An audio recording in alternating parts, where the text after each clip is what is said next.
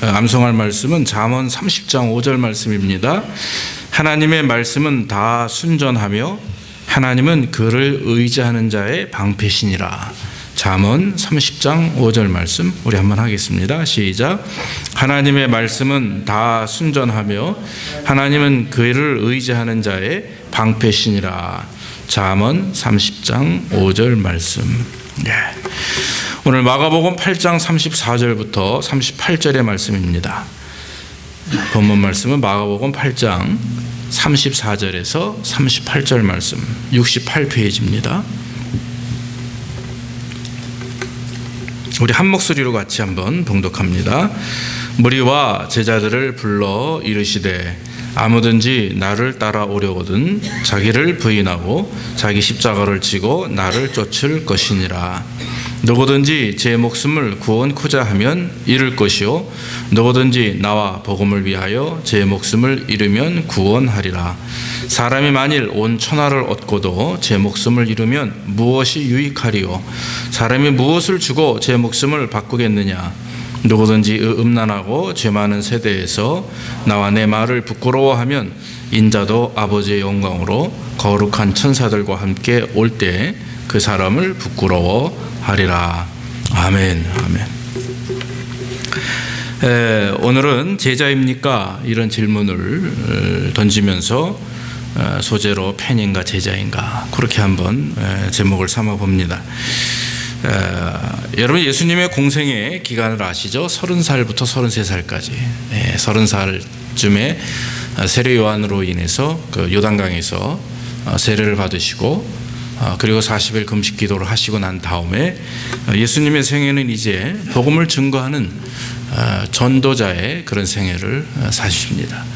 그래서 공생애라고 하죠. 돌아가시기 직전까지 예수님께서는 약 3년 동안 복음을 증거하며 그 팔레스틴 지역을 돌아다니면서 갈릴리 호수 주변으로 특히 중심으로 말씀을 증거하는 삶을 사셨죠. 참 수많은 사람들이 예수님을 쫓았습니다. 수십 명에서 심지어는 수천 명, 수만 명 이르는 사람들이 예수님을 쫓았죠. 오병이어의 기적을 보면 12광주리에 음식이 남았고 먹은 수가 5천 명이었다 했는데 그건 남자의 수만 그렇습니다. 여자와 아이들과 노인들을 다 따지면 한 15,000명 정도가 모였다는 얘기죠. 이와 같이 예수님은 가시는 곳마다 참 많은 어떤 영향력을 일으키면서 이렇게 다니셨습니다. 그래서 가는 곳마다 수없이 많은 사람들이 따라다녔죠. 병자들 또 어떤 근심과 걱정에 있는 분들 또 많은 어떤 변화를 요구하는 분들이 많이 따라다녔습니다. 그런데 오늘 성경의 말씀 보니까 예수님이 34절에 말씀하시기를 무리와 제자들을 불러 이르시되, 여기서 다시 말하면 그 예수님을 쫓는 많은 사람들이 둘로 나눠진다라고 하는 거예요. 하나는 뭐요? 무리고 하나는 제자라고 하는 거죠. 과연 오늘날 교회 안에 무리가 있고 제자가 있다라고 하는 걸 알고요, 세상 속에도 무리가 있고 제자가 있다라고 하는 것을 우리는 알 수가 있습니다. 여러분, 무리가 과연 무엇입니까? 무리들이 예수님을 쫓는다 하는 말은, 무리라고 하면 자기의 이익을 위해서 예수님을 따르는 사람들을 말합니다. 병을 고침받기를 원하는 사람들, 또 빵을 얻기를 원하는 사람들, 어떤 특별히 정치적인 목적을 가지고 오는 사람들도 있고요, 또 신변의 변화를 위해서 오는 사람들도 있습니다. 또 신분 상승의 목적을 가지고 오는 사람도 있었다고 합니다. 자신의 필요를 채우기 위해서 예수님을 따랐던 사람들이기 때문에 문제는 예수님께서 주시는 필요가 채워지면, 병고침을 받고 어떤 문제가 해결되면 즉시 예수님을 떠나는 사람들이 있고, 반면에 예수님을 열심히 쫓았는데 채워지지 않았기 때문에 예수님을 떠나는 사람들도 있죠. 무리라고 하면 예수님을 쫓았다가도 쉽게 예수님을 떠날 수 있는 사람들을 무리라고 합니다. 또 예수님을 배척할 수도 있고요, 심지어는 예수님의 등을 돌릴 수도 있습니다. 실제로 예수님께서 십자가에 못 박히실 때 대제사장들의 어떤 그 꼬임에 빠져서 앞장서 가지고 데모하듯이 소리를 외치던 사람들이 있어요. 그 사람들 중에 어떤 사람들은 며칠 전에 월요일 날 예수님께서 뭡니까? 예루살렘 성에 입성하신 이후에 그 계속해서 입성하실 때도 그렇고요. 그 종려나무 가지를 흔들며 예수님 앞에 호산나 호산나 다윗의 자손 예수여라고 찬송을 했던 사람들도 아마 그 가운데 있었을 것입니다. 이처럼 무리라고 하는 것은 예수님의 그런 뒤를 쫓을 때 자기 이익과 목적을 가지고 자기 중심적인 생각으로 예수님을 쫓는 사람들, 그런 사람들을 무리라고 합니다. 그런데 여러분, 반면에 제자는 다르죠. 제자들은 예수님의 말씀을 따르는 사람들입니다. 예수님을 위해서 목숨을 바쳤던 사람들입니다. 또 예수님을 위하여 자기의 모든 것을 포기했던 사람들입니다. 그래서 오늘 말씀 가운데 34절 말씀에서 예수님께서 무리와 제자들에게 동일하게 말씀하시는 것이 있습니다. 아무든지 나를 따라오려거든 자기를 부인하고 자기 십자가를 지고 나를 쫓으라 그랬습니다. 이것은 무리에게만 하는 말씀이 아닙니다. 제자들에게만 하는 말씀이 아니고 무리와 제자들이 진정으로 주님이 기뻐하시는 하나님의 백성으로, 하나님의 자녀로서의 온전한 삶을 살기 원한다면, 정말 주님을 기뻐하는 제자로서의 삶을 살기를 원한다면 자기를 포기하고 부인하고 자기 십자가를 지고 예수님을 따르라 그랬습니다. 제가 지난주에 여러분들에게 펜과 제자인 자라고 하는 그 책의 요약본을 여러분들에게 드렸습니다. 아마 오늘 서집사님 댁에서 이제 사랑방 모임을 할 때 그 부분을 가지고 오늘 말씀의 내용을 가지고 조금 우리가 교제하지 않을까 싶은데요. 카일 아이들먼이라고 하는 사람이 쓴 책이죠. 과연 오늘날 많은 성도들이 펜의 입장에 서 있는가, 제자 입장에 서 있는가를 말씀하고 있는 거죠. 오늘 저는 이 본문에서 무리와 제자도 동일한 말이라 생각이 됩니다. 무리라고 하는 말을 우리가 바꿔 말하면 팬이죠. 팬. 그래서 여러분, 이 카일 아이들먼이라고 하는 사람이 쓴 책 안에서 한마디로 이렇게 정리합니다. 팬은 와서 환호하다가 사라져버리는 사람이지만 제자들은 와서 죽고 섬기는 사람이다. 이게 결론이에요. 무리라고 하는 사람들은 환호하고 와서 자기들이 원하는 것들을 얻고 가는 사람들이지만 제자들은 와서 죽고 끝까지 따르며 섬기는 사람들이 제자들이다 하는 것입니다. 이 책에서 보니까 오늘날 많은 사람들이 착각하고 산다고 그래요. 예수 믿습니다 입으로 고백하고 구원받았다 확신하면 자기가 다 제자가 된 줄 안다라고 하는 거죠. 그래서 열심히 그냥 신앙생활하고 열심히 맡겨진 일 열심히 하면 된다. 예, 맞습니다. 그러나 여러분, 주님께서 오늘날 우리에게 원하시는 것은 그런 단순한 모습이 아니라, 단순하다 그러면 뭐하죠? 우리가 얼마나 힘들게 삽니까? 그러나 주님이 원하시는 것은 더한 거예요. 더한 거. 바로 나 자신을 날마다 죽이고 주님 앞에 정말 우리 집사님 기도하신 것처럼 십자가 앞에 모든 걸 내려놓고 주님을 쫓아가는 것, 섬기는 사람들, 그것이 바로 제자라고 하는 거죠.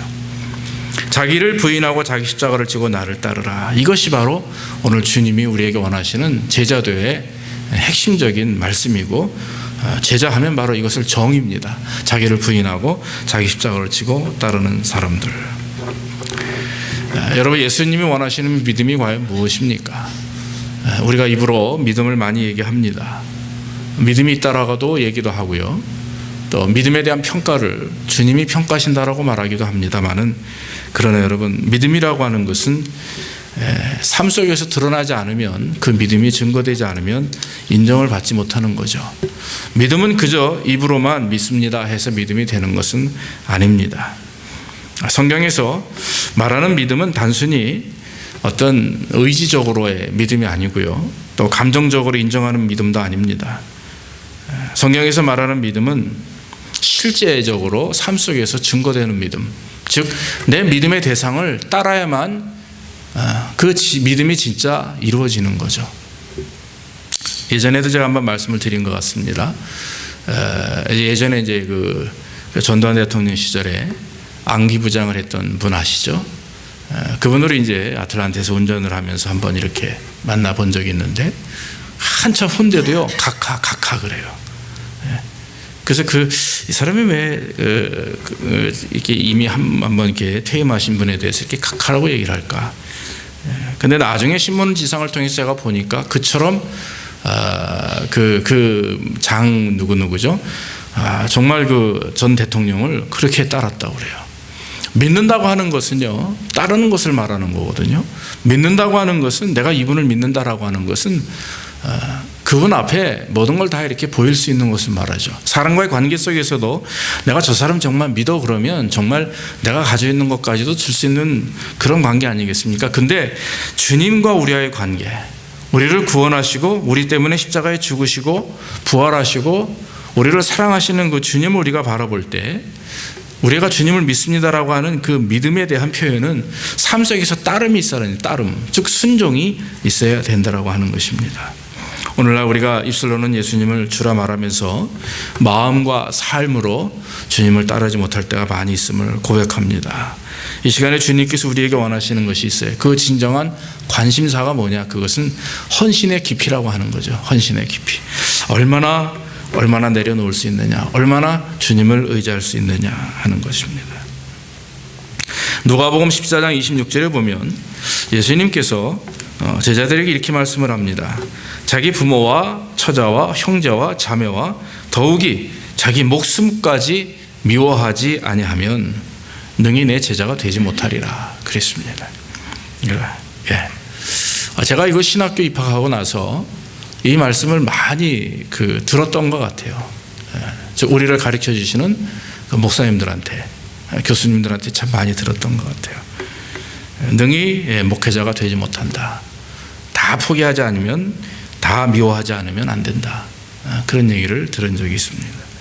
과연 여러분, 우리의 삶이 지금 내 처자와 자녀와 내 남편과 아내와 내가 가지고 있는 모든 소유물과 심지어는 내 목숨까지도 내가 미워하는가? 내가 조금 몸이 아프고 힘들면, 또 내가 조금 뭔가 문제가 있으면 우리는 종종 하나님을 향하여 서기보다는 내 자신을 향해서 눈을 돌리게 되죠. 어떻게든지 합리적으로, 어떻게든지 편안하게 신앙생활을 하려고 하는 게 우리의 모습입니다. 그래서 그 책에 보니까 이런 질문이 4가지가 나옵니다. 내가 정말 하나님을 사랑하는지, 내가 얼마나 주님 앞에 붙들림 바 되어 있는지를 스스로 확인할 수 있는 4가지 질문이 있죠. 첫째가 무엇을 위해 돈을 쓰는가, 그겁니다. 내가 지금 무엇을 위해 돈을 쓰고 있는가, 무엇을 위해서 시간을 사용하고 어떤 것에 내가 투자하는가라고 하는 거겠죠. 그만큼 중요하게 여기는 어떤 파트겠죠. 또 한 가지는 힘들 때 어디에서 위로를 얻는가 하는 것입니다. 우리가 힘들 때 과연 무엇을 통해서, 어느 소스를 통해서 힘을 얻는가, 어느 때에 화가 나거나 짜증이 나는가, 또 어느 때에 가장 신이 나는가, 그런 질문을 4가지를 합니다. 어느 때 여러분 짜증이 가장 많이 나십니까? 무엇 때문에? 또 어느 때에 가장 신이 많이 납니까? 뭐 할 때 가장 기쁩니까? 과연 기쁨의 대상과 근원이 무엇인가? 짜증나는 그 관심의 대상이 무엇이며 무엇이 우리의 마음을 가장 아프게 하는가, 화나게 하고 분노하게 하는가 하는 여러 가지 이런 것들이죠. 그런 것들을 바라보며 우리가 우리 스스로 생각해 볼 때 내가 과연 주님께 붙들림 바 되어서 모든 그런 화나고 기분이 좋고 기쁘하고 또 이런 모든 것들이 주님과 연관된 일인가, 아니면 세상과 연관된 일인가를 우리는 평가해 볼 수가 있다고 하는 것입니다. 사랑하는 성도 여러분, 예수님께서 오늘날 우리에게 원하시는 것은 내가 주님을 사랑합니다 라고 하는 고백도 원하십니다. 그러나 그 고백과 함께 더 원하시는 게 있어요. 내가 주님을 사랑하기 때문에 내 모든 다른 것들을 내가 미워합니다, 관심이 없습니다, 그거에 내가 신경 쓰지 않습니다 라고 고백할 수 있는 것.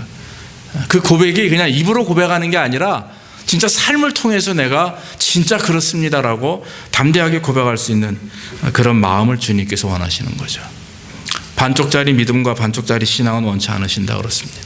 반쪽짜리가 뭡니까? 한쪽은 하나님께 걸쳐 있지만 한쪽은 세상과 다른 것들에 걸쳐 있는 우리의 마음들, 우리의 삶을 말하는 것이겠죠. 사랑하는 성도 여러분, 팬이라고 하면 이런 일들을 하지 못한다고 합니다. 올인하지 못한다고 그래요. 팬은 어떻습니까? 관중석에서 환호하고 그러죠. 그러다가 끝나면 나가는 사람들이에요. 팬은 마음이, 대상이 바뀝니다. 이 사람 막 좋아하다가 또 이 사람 좋아할 수가 있는 거예요. 더 좋은 사람 나오면, 더 좋은 아이돌이 나오면 이 젊은 학생들이 막 글로 잤다 자꾸 바뀌게 돼 있는 거죠. 그러나 여러분, 제자는 그렇지 않습니다. 예수님의 제자, 목숨까지도 바칠 수 있는 제자는 그렇지 않죠. 정말 주님을 사랑합니다 했으면 끝까지 목숨을 바칠 수 있는 그 사랑하는 마음, 흔들림이 없는 마음을 말하는 것입니다. 요한복음 3장 16절에서는 믿음을 강조합니다. 하나님이 세상을 이처럼 사랑하사 독생자를 주셨으니 이는 저를 믿는 자마다 멸망치 않고 영생을 얻게 하신다. 믿음을 강조합니다. 그러나 여러분, 오늘 마가복음 8장 34절에서 말하는 것, 누가복음 9장 23절에서도 똑같은 말씀이 나오는데요. 뭐라고 얘기합니까? 아무든지 나를 따라오려거든 자기를 부인하고 자기 십자가를 지고 나를 따르라 그랬어요. 자, 동일한 믿음을 얘기하고 동일한 영생을 얘기하고 동일한 신앙인의 모습을 얘기하는데, 주님이 말씀하신 요한복음 3장 16절에서는 믿음을 강조하지만 오늘 마가복음 8장 34절에서는 즉 삶을 강조하는 거죠. 따름, 순종을 강조한다라고 하는 것입니다. 그러므로 여러분, 예수님을 믿는다라고 하는 말은 예수님을 정말 믿는다라고 하는 믿음과 나아가 그 믿는 대상자인 예수님을 따른다라고 하는 것이 하나가 되어야 되는 거죠. 이것은 뗄래야 뗄 수가 없는 관계라고 하는 것입니다. 믿으면 여러분 따라야죠. 믿으면 따라야 됩니다. 여러분들의 남편을 믿으면 따라야 되는 거예요. 여러분들의 아내를 믿으면 따라야 되는 겁니다. 서로 간에 의견을 조율하며 정말 부부 간에 어떤 의견 조율이 필요하죠. 그러나 하나님과 우리의 관계는 그게 아니죠. 부부의 관계도 아니고요, 남자 여자의 관계도 아닙니다. 하나님과 우리의 관계는 그저 우리가 하나님의 자녀이기 때문에 순종하고 따르는 것밖에 없는 겁니다. 무리를 걸으라 하는 예수님, 베드로는 그 예수님을 바라보고 어떻게 했어요? 걸어갔어요. 주님만 바라보았을 때는 걸어갈 수가 있습니다. 어린아이가 자기의 조그만 도시락을 주님 앞에 내놓을 때는요, 주님만 보았기 때문에 내놓을 수 있는 거예요. 이 수없이 있는 눈에 보이는 15,000명을 바라보면 그 자기 도시락을 내놓을 수가 없어요. 주님만 보았기 때문에 다른 건 보이지 않아요. 다른 의구심이라고 하는 거, 의심은 생각하지 않는 거죠. 그저 주님께만 드리면 주님께서 하실 것이다라고 하는 믿음이에요. 참 대단한 거 아닙니까? 비록 작은 두 렙돈의 헌금이지만 그 여인은 하나님만 보았기 때문에, 주님만 보았기 때문에 그 예물이 비록 우리의 눈으로 평가할 때는 작은 예물이지만 주님이 평가하실 때는 바리새인이 어깨에다가 금괴를 가지고 갔던 예물보다도 크게 보셨다라고 하는 거예요. 왜냐하면 그 안에 믿음이라는 게 있기 때문에 그래요. 믿음으로 드리면 되는데, 믿음으로 헌신하고 믿음으로 믿으면 되고 순종하면 되는데, 그게 우리가 삶 속에서 이룬다는 것이 쉽지 않죠. 그러나 믿음을 가지면 다 되는 줄로 믿습니다. 행함이 없는 믿음은 죽은 것이다 그랬어요.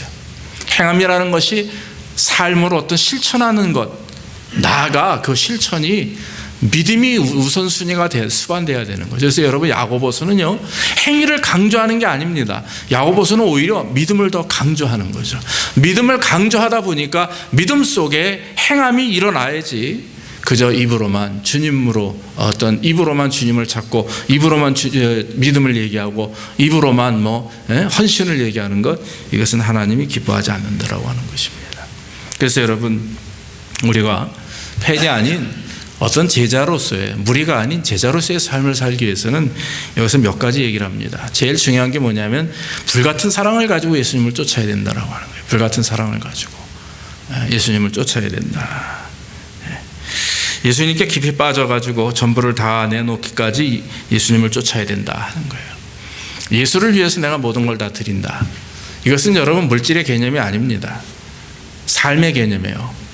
헌신의 개념입니다. 시간을 가지고, 시간뿐만 아니라 물질뿐만 아니라 내가 가지고 있는 모든 것을 주님을 위해서 드려야 된다. 저는 이 말씀을 참 드릴 때, 예전에 제가 처음에 목회자가 되겠다고 하고 신학교 입학하고 안수를 받을 때 정말 이런 마음이 그냥 충만했었어요. 그래서 아골곡자 빈들에도 가겠습니다. 그런데 시간이 지날수록 이런 마음들이 사라져요. 요즘에 이제 신문이나 매스컴 지상을 보면 참 한국에 이제 많은 교회들이 있고 미국에도 큰 교회들이 있죠.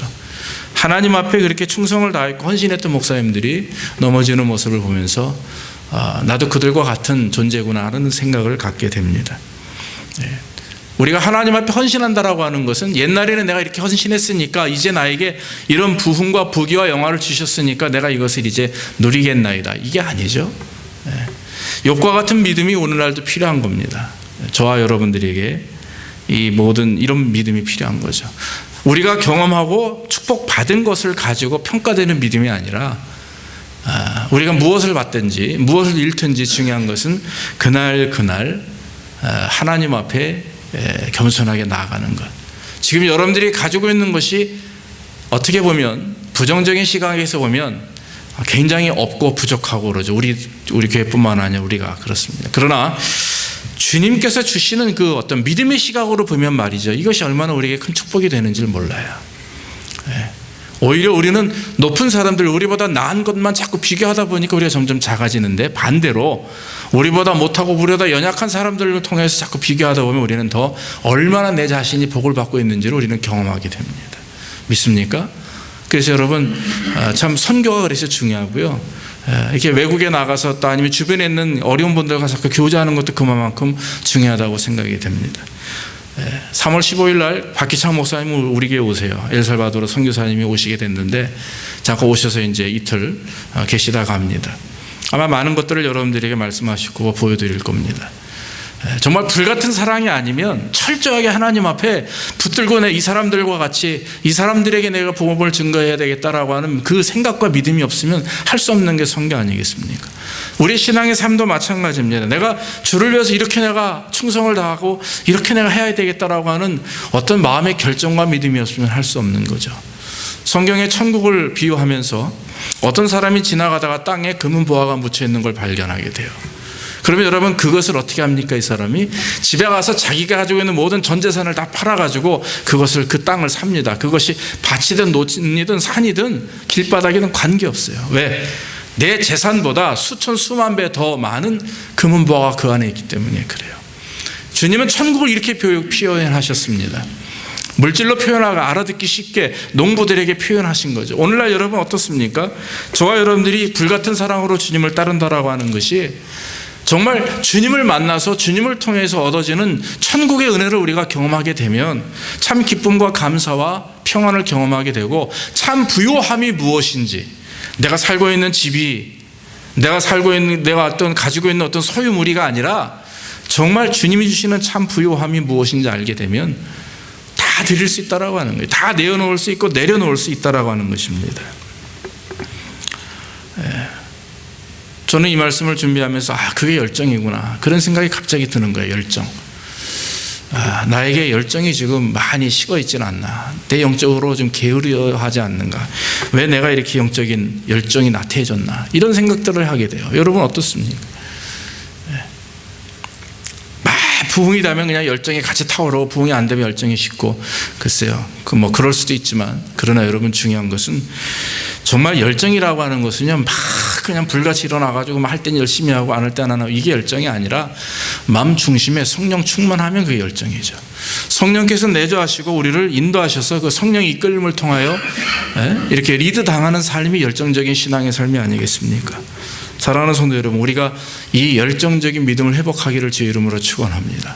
회복이 돼야, 이것이 새롭게 시작이 돼야, 이것을 내가 붙들고 있어야 거기에 하나님의 역사가 일어나고 불이 떨어지는 것이지, 그 하나님을 향한 열정과 소원이 식어지게 되면 문제가 되는 거죠. 그러므로 여러분, 회개가 필요합니다. 첫사랑의 회복이 필요한 것입니다. 에베소 교회를 향해서 하시는 하나님의 말씀이 참 무섭습니다. 계시록 2장 4절로 5절에 보면, 내가 너희를 책망할 것이 있나니 너희 처음 사랑을 버렸느니라 그랬어요. 그러므로 여기서 어디서 떨어졌는지를 생각하고 회개하여 처음 행위를 가지라. 만일 그리하지 아니하고 회개하지 아니하면 내가 내게 가서 내 촛대를 그 자리에서 옮기리라. 사랑하는 성도 여러분, 우리가 지금 열정이 식어져 있습니까? 하나님을 향한 관심이 식어졌습니까? 영적으로 무관심해졌습니까? 나태해졌습니까? 우리가 한번 돌이켜봐야 될 줄로 믿습니다. 회개하고 첫사랑을 회복하는 역사가 있기를 주의 이름으로 축원합니다. 또한 제자는 인생에 주어진 당연한 권리를 포기하는 자다, 이렇게 말할 수 있습니다. 여러분, 얼마나 주를 위해서 포기하십니까? 얼마나 여러분 주를 위해서 포기하십니까? 이제는 올 한 해 우리가 주님을 위해서 포기해야 될 줄로 믿습니다. 시간을 포기하고 물질을 포기하고 정말 우리의 마음과 삶을 다 주님 앞에 내려놓을 수 있는 그런 저와 여러분들이 되기를 간절히 원합니다. 마태복음 19장에 어느 부자 청년이 예수님을 쫓아오죠. 주님, 나는 당신이 하나님께로 온 분인 줄 내가 믿는데 어떻게 하면 영생을 얻을 수가 있습니까? 내가 다 가지고 있습니다.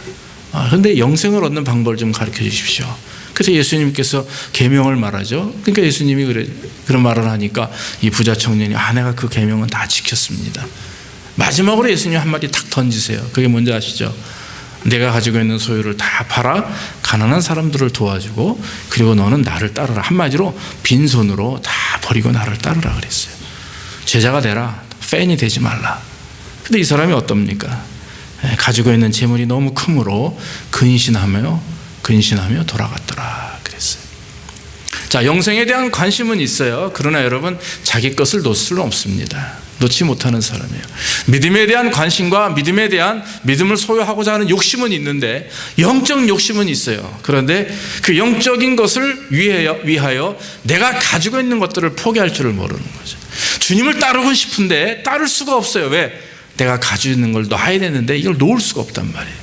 신앙생활 열심히 하고 남들이 받는 영적 축복을 좀 나도 받고 싶은데 주님께서는 그걸 주시기 위해서 우리에게 한 가지를 포기하라고 말씀합니다. 그게 뭡니까? 근데 그걸 포기할 수가 없다라고 하는 거예요. 모든 사람들에게는 포기해야 될 부분들이 있죠. 저에게도 포기할 부분이 있어요. 집사님들에게도 저와 같지는 않지만 포기할 부분들이 있죠. 그런데 그걸 포기하지 못하면 주님이 주실 수 있는 그런 어떤 공간이 없다라고 하는 거죠. 그런데 오늘 이 부자 청년은요, 거기서 넘어지고 말아요. 가지고 있는 재물이 너무 크므로 근신하며 돌아갔다. 왜 그 사람이 근심합니까? 제 마음이 재물에게 있기 때문에 그렇죠. 그걸 포기할 수가 없더라고요. 사랑하는 성도 여러분, 당연한 것을 포기하는 것이 성도입니다. 당연한 것을. 즉 권리, 우리가 가지고 있는 권리가 있어요. 우리는 잘 살아야 될 권리가 있고 먹어야 될 권리가 있고 써야 될 권리가 있고 이런 삶을 통해서 얻어야 될 권리도 있고 반면에 교회 안에서 해야 되는 권리가 있고 받아야 되는 권위가 있어요. 이런 권위와 권리를 포기할 줄 아는 사람, 목회자가 목회자의 권위를 포기할 줄 알고 집사님들이나 장로님들이나 이런 분들이 어떤 직분의 권리를 포기할 줄 알고 헌신할 수 있는 자세, 정말 내려갈 수 있는 자세, 높고자 하는 자가 내려갈 수 있는 그런 스스로 낮은 자 앉을 수 있는 자에게 하나님의 은혜를 주신다고 그러죠. 사랑하는 성도 여러분, 사도 바울은요 아마 낮아진 자로서는 예수님 다음으로 성경에 기록된 자 중에 낮아지지 않았나 싶어요. 스스로 나는 그리스도의 노예라고 얘기합니다. 사도 바울은 부족함이 없던 사람이죠. 모든 외국어를 다 할 수 있고 공부도 많이 했고 부유한 사람입니다. 그런데 예수님을 위해서 그는 다 분토와 같이 배설물처럼 자기가 가지고 있는 것을 포기하고 놓았다, 그렇게 말합니다. 그리고 스스로 초대교회에 편지를 쓸 때마다 자기 자신을 그리스도의 종 바울은, 그리스도의 노예인 나 바울은, 이렇게 나와요. 여러분, 노예가 뭡니까? 노예는요 포기한 자 아닙니까? 신분이 없어요. 노예는 주인이 있어야 노예라 성립이 됩니다. 주인이 없는 노예는 말이 안 되죠. 노예라고 하는 것은 내 주인이 있다라고 고백하는 건 먼저, 예수님이 나의 주인이십니다. 노예는 또 자기 자신의 것이 없기 때문에 포기하는 거예요. 다 가질 수가 없습니다. 갖는 것도 주인의 허락이 있어야 돼요. 옛날에 보니까 뭐 연습국 같은 거 보면은요, 노예를 시집 장가 보낼 때는요 주인이 알아서 그냥 대충 하지, 노예 안에 부모님들이 할 수 있는 게 아니에요. 노예도 노예 자식들이 있지 않습니까? 그럼 누가 나면 그냥 주인이 알아서 팔아먹든지 뭐 결혼을 시키든지 죽이든지 마음대로 하는 겁니다. 그의 생명권은 다 그 주인에게 있죠. 노예는 마찬가지입니다. 우리가 그리스도의 노예, 사도 바울이 그리스도의 노예라고 고백한 것은 저와 여러분들도 그리스도의 노예라고 하는 사실을 가르치기 위함입니다.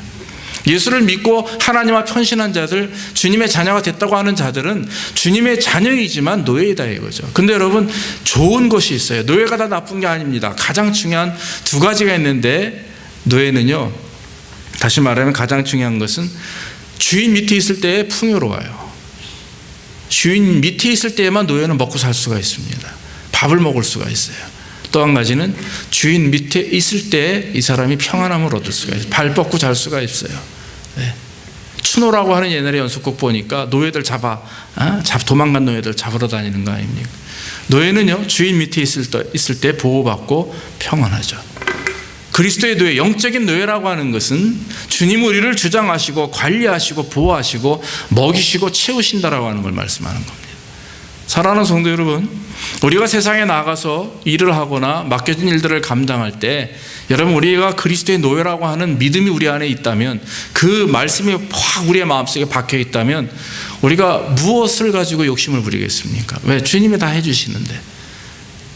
그래서 여러분 우리 교회 안에 정말 그리스도의 노예들만 모이기를 간절히 원합니다. 여러분들이 먼저 노예가 되고 저와 여러분들이 먼저 주님의 노예가 되어서, 주님의 종이 되어서 정말 주님 주시는 그 은혜만, 주님 주시는 그 풍요만 생각하고 주님을 따른다면 아마도 우리 교회는 하나님이 기뻐하시는, 정말 주님이 기뻐하시는 교회가 되리라 믿습니다.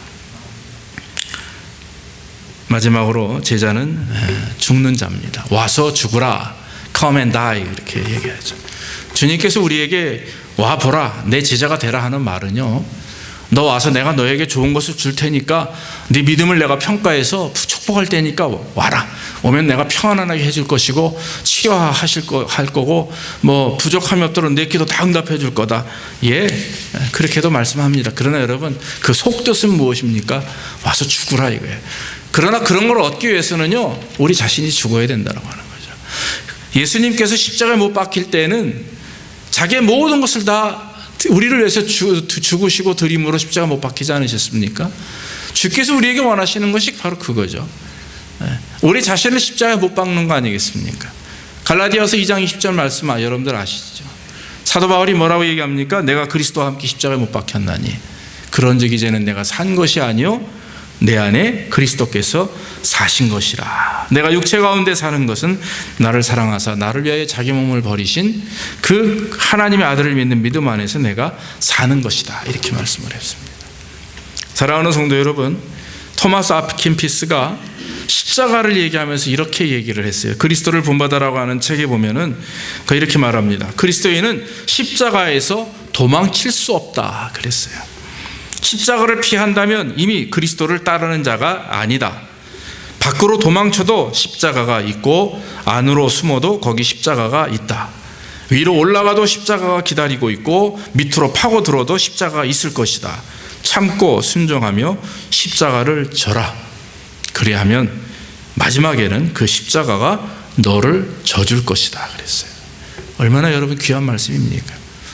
십자가는요, 옛날에 예수님께서 십자가에 달리실 때 그 십자가는 로마의 어떤 권위, 어떤 로마의 힘을 상징하는 마크도 되지만요, 죄인들에게는 아주 치욕스러운 형벌이 되는 거였거든요.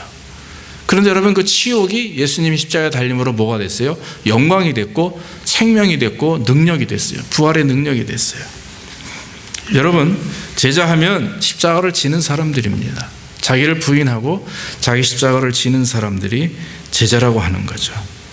나는 날마다 죽노라. 사도 바울이 이렇게 말합니다. 그것은 바로 날마다 십자가를 지기 때문에 그렇죠.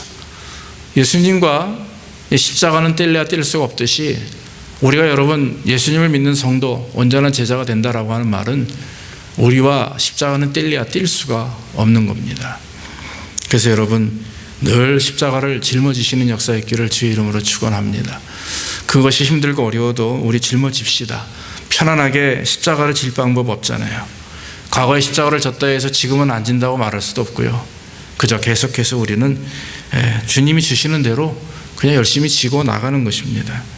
그래서 나는 날마다 죽노라 하는 그런 바울의 말처럼 과거에도 현재에도 미래에도 계속해서 십자가를 지고 가는 삶. 아마 여러분들이 지금 가지고 있는 십자가 있을 것입니다. 어떤 분은 그래요. 남편이 예수 안 믿으니까 아유 저놈의 십자가 내 십자가지.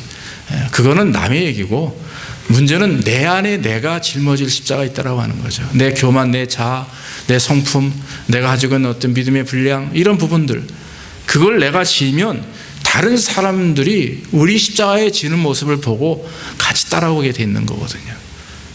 그래서 여러분 우리 스스로 지는 십자가가 필요합니다. 죽음을 자처하고 포기하는 것을 자처하고 그저 주님 앞에 믿음으로 나가는 것. 말씀을 맺도록 하겠습니다. 오늘 성경에서 날마다 제 십자가를 지고 라고 성경은 말합니다.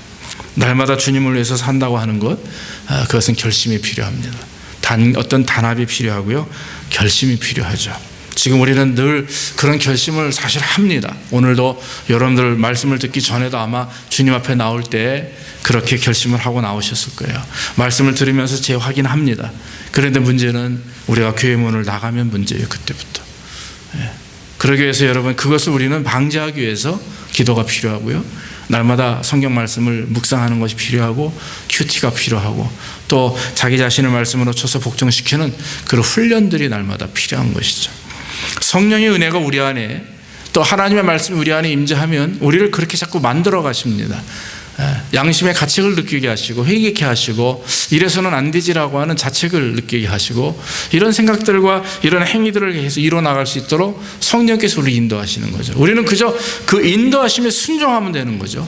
순종하고 따라가면 하나님이, 지금은 내 자신이 부족하고 연약해 보이지만 시간이 지나면서 하나님은 차곡차곡 우리를 쌓으실 것입니다.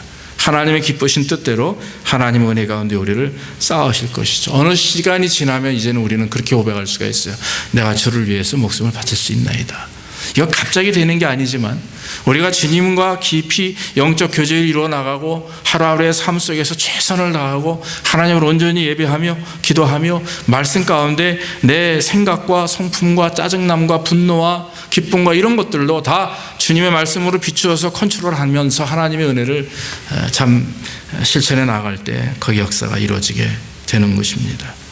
오늘 35절에 누구든지 제 목숨을 구원코자 하면 잃을 것이요 누구든지 나와 복음을 위하여 제 목숨을 잃으면 구원하리라. 사랑하는 성도 여러분, 우리는 팬이 아닙니다. 지금 여러분들의 삶이 팬의 삶을 살고 있을지도 있지만, 그러나 여러분, 팬은 절대로 구원받지 못합니다. 하나님의 자녀가 될 수가 없죠. 제자여야만 됩니다. 자기를 부인하고 자기 십자가를 지는 사람만이 주님의 제자가 될 수가 있고 구원받는 하나님의 백성들이 될 수가 있는 것입니다. 이제는 무리의 자리에서, 팬의 자리에서 이제는 하나님께서 기뻐하시는 제자의 자리로, 믿는 자들의 하나님을 원하시는 성도의 자리로 우리가 옮겨서 정말 영원토록 주님 앞에 영광 돌리며 목숨까지 내어놓을 수 있는 그런 하나님의 백성들 되기를 주의 이름으로 축원합니다. 기도하겠습니다. 사랑의 아버지 하나님, 감사합니다. 오늘도 부정한 종을 통해서 하나님의 말씀을 증거할 수 있도록 인도하시니 감사합니다. 아버지 하나님, 우리 자신을 돌아보게 하옵소서. 우리가 무리는 아닌지, 팬은 아닌지, 아니면 제자인지 돌아보게 하여 주시옵소서. 아버지, 우리가 주님을 믿고 의지합니다. 그러나 이 고백이 입으로만 날마다 계속 반복되는 고백이 되지 않게 하시고, 정말 삶 속에서 주님만으로 만족하며 주님만으로 기뻐하며 내 모든 것을 내려놓고 십자가 앞에 내려놓고 내 자신의 모든 모습들을 십자가에 못 박으며 오직 그리스도만이 증거되고 오직 예수 그리스도만이 보여질 수 있는 우리의 삶이 될 수 있도록 인도해 주시옵소서. 아버지 하나님, 눈에 보이는 양적인 것들, 또 눈에 보이는 만져지는 것들, 또 우리가 아버지 경험되어지는 모든 풍요로움들, 이것이 아버지 하나님 우리의 복이 되지 않도록 인도하시고 정말 주님의 제자가 되어서 날마다 우리의 몸과 마음을 죽이며 자아를 죽이며 주님 앞에 나아가는 그런 겸손한 우리의 모습이 축복임을 깨닫게 인도해 주시옵소서. 오늘도 주님을 의지하옵고 예수님의 이름으로 기도하옵나이다. 아멘. 우리 찬송가 514장 찬송하겠습니다.